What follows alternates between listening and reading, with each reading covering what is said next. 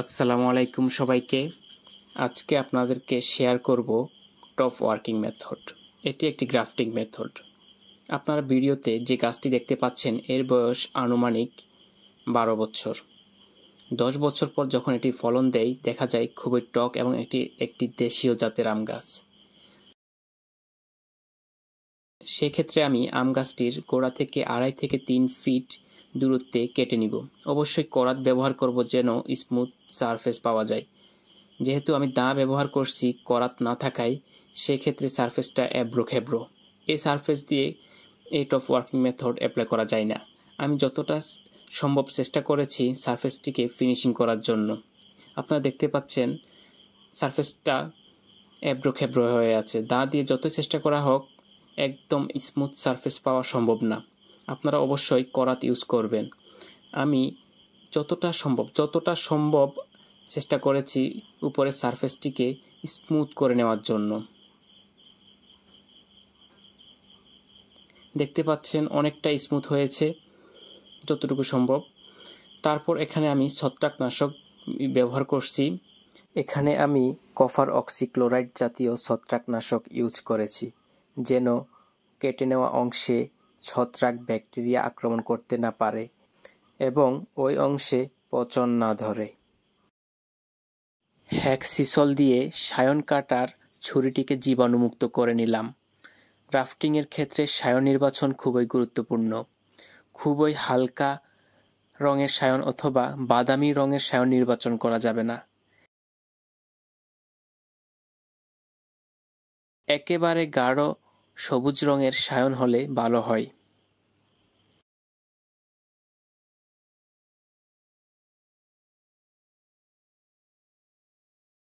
আপনারা দেখতে পাচ্ছেন ভিডিওতে দেখা যাচ্ছে কিনা, এখানে একটা বাট ফুটবে এমন ভাব আছে, এমন সায়ন নির্বাচন করবেন তাহলেই হয়ে যাবে।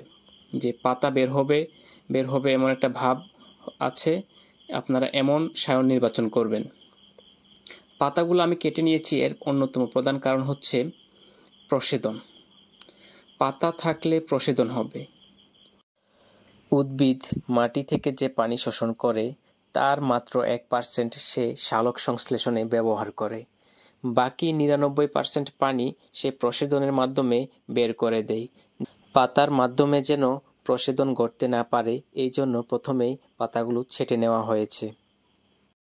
এরপর আমরা হালকা করে গাছের বাকল উঠিয়ে নিব। যে স্থানে আমরা সায়নগুলো প্রতিস্থাপন করব ওই স্থানে গাছের বাকল হালকাভাবে উঠিয়ে নিব। বিভিন্নভাবে এই বাকল উঠানো যায়, এক পাশ রেখে আরেক পাশ অথবা দুই পাশে থেকে কেটে তারপরে বাকল উঠানো যায়। যে কোনো পদ্ধতি অ্যাপ্লাই করলেই হয়। আপনারা এগুলো অ্যাপ্লাই করে দেখতে পারেন। প্রথমটা আমি করেছি এক পাশ দিয়ে, দ্বিতীয়টা দুই পাশ দিয়ে, বাকি সবগুলো আমি দুই পাশে কেটে বাকলটা উঠাই নিয়েছি। এর ফলে সায়নটা প্রতিস্থাপন করতে সহজ হয় আর কি। যে শেষেরটাতে আমি মাঝখানে কেটে দুই পাশ থেকে বাকল উঠাইছি। সবগুলো মেথডই কার্যকর। আর সায়ন কাটার ক্ষেত্রে খুবই সাবধান যেন এবড়ো খেবড়ো না হয়, একদম স্মুথ হয়। এই যে আপনারা সায়নটি দেখতে পাচ্ছেন, এই সায়নটির কিন্তু কাটা একদম স্মুথ হয় নাই, এই জন্য একটু গোড়ার দিক থেকে আবার নতুন করে কাটা হচ্ছে। যখন দেখা যাবে একদম সমান হয়েছে তখনই মাত্র এই সায়নটি প্রতিস্থাপন করা যাবে। এছাড়া এখানে যদি এবড়ো খেবড়ো থাকে এখানে বাতাস প্রবেশ করতে পারবে, অন্যান্য পোকামাকড় পিঁপড়া প্রবেশ করতে পারবে, সায়নটি পচে যাবে। আপনারা খুব সাবধানে সায়নটি কেটে নেবেন। এরপর ওই যে তুলে নেওয়া বাকলের মধ্যে সায়নটি প্রতিস্থাপন করতে হবে। এই কাজটি খুব সাবধানে করতে হবে যেন ভেঙে না যায়। খুব সাবধানে এই জিনিসটি করতে হবে। একইভাবে যে জায়গায় আমি বাকল তুলে নিয়েছিলাম সব জায়গায় আমি সায়নগুলো প্রতিস্থাপন করে নিব।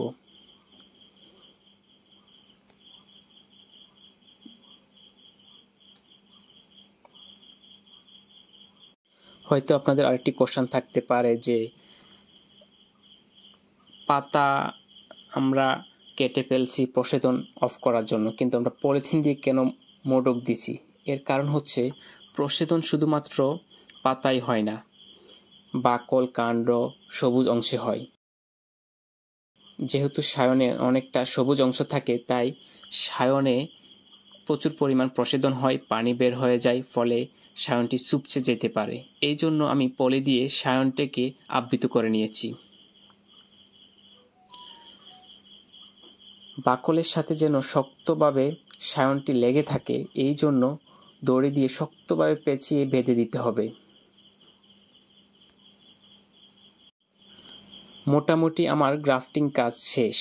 এখন কস্টিপ দিয়ে বা পলি দিয়ে যেভাবে হোক এমনভাবে মোড়ক দিতে হবে যেন পানি এখানে প্রবেশ করতে না পারে। এখন কিন্তু বর্ষাকাল, হঠাৎ হঠাৎ বৃষ্টি হবে, পানি জমে যাবে, এই জন্য পানি রোধক করে নিতে হবে।